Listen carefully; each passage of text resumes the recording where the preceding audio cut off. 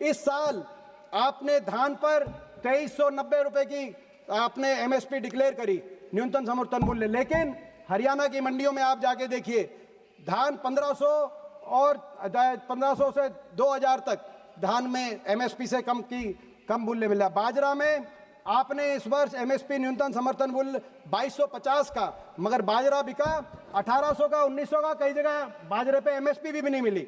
कपास में आपने एमएसपी डिक्लेयर करी 8100 की, मगर मंडी में 6500 और 7200 की आपकी एमएसपी से कम में कपास देने को मजबूर किसान हुआ।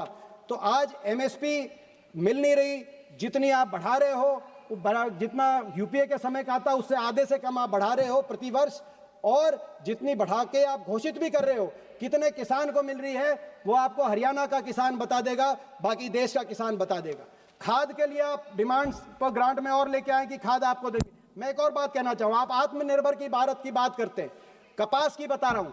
कपास में इस वर्ष आपने 11% की इंपोर्ट ड्यूटी खत्म कर दी। कपास में विदेश से कपास आ रहा है और हमारे देश के कपास का जो पैदावार करता है किसान, उनको न्यूनतम समर्थन मूल्य भी नहीं मिल रहा। ये आत्मनिर्भर भारत का आप मॉडल देश के सामने रख रहे हैं। इसी तरीके से खाद की बात है, लगातार पूरे देश में हम देख रहे हैं, हरियाणा में देख रहे हैं, खाद थानों में बिक रही है। हरियाणा में तो जो लाइन लग के उसमें कभी लाठीचार्ज होता है और अपने किसान को अपने हाथ पे एक मोहर लगवाती है सरकार कि भाई ये लाइन में लगा हुआ है।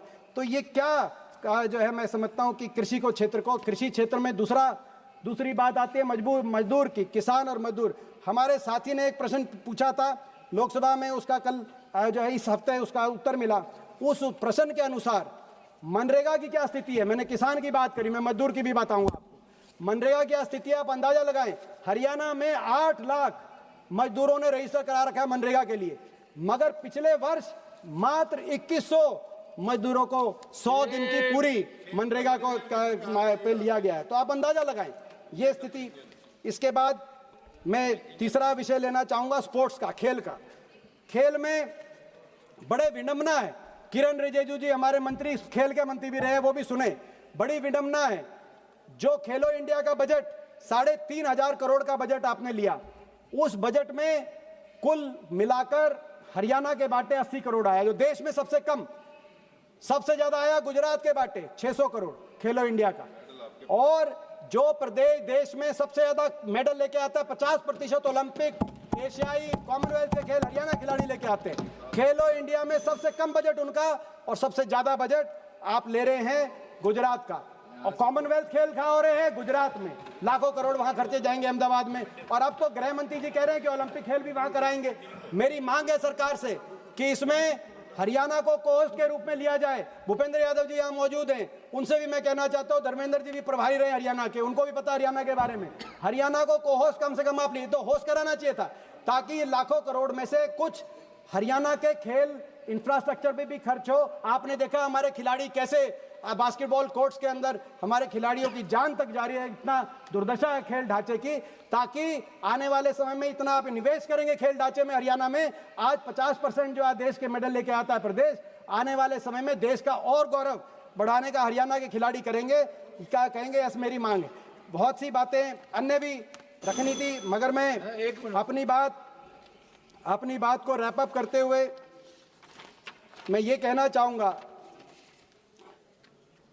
कि मुझे याद है 2014 में जब एनडीए का पहला वर्ष था, अरुण जेटली जी, माननीय स्वर्गीय अरुण जेटली जी वित्त मंत्री थे।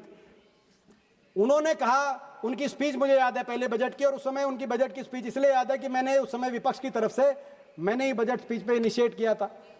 बजट की उनकी स्पीच में उन्होंने कहा कि economy is ready to take off. तब 8% ग्रोथ थी एवरेज, जो अब घट के 5.5% आ गई, रेडी टू टेक ऑफ।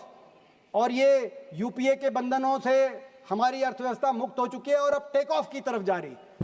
अब वो 11-12 साल में टेक ऑफ हुआ या अभी रनवे पे ही जहाज खड़ा है, वो हमारे एयरपोर्टों पे यात्रियों ने देख लिया, क्रैश लैंडिंग हो रहा है। वो क्या स्थिति बनी।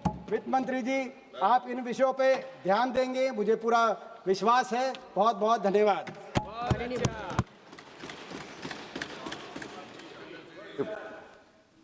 हम लोग ध्यान से सुन रहे थे। उनका पहला जो भाषण हुआ जो मीडियम भाषण था वो भी मैंने सुना 2005 में। आपने एग्रीकल्चर में बोला, तो एग्रीकल्चर में बोलते बोलते में मुझे याद आ गया, सुषमा स्वराज जी उस समय लीडर ऑफ अपोजिशन थी, उन्होंने आपको एक ज्ञान दिया था, वो याद आ गया। आप तैयारी करके नहीं आए और सप्लीमेंट्री डिमांड फॉर ग्रांट्स में आप नहीं बोल करके आप जो है, ये बजट का तो चर्चा हो चुका है, तो सप्लीमेंट्री डिमांड्स फॉर ग्रांट्स है, आप नहीं बोले। और खेल के बारे में मेरा रिक्वेस्ट है, आप खिलाड़ियों को झगड़ा मत लगाइए। बाकी खेल बहुत आगे बढ़ रहा है, खेलो इंडिया चल रहा है, सब कुछ ठीक चल रहा है, आप झगड़ा मत लगाइए।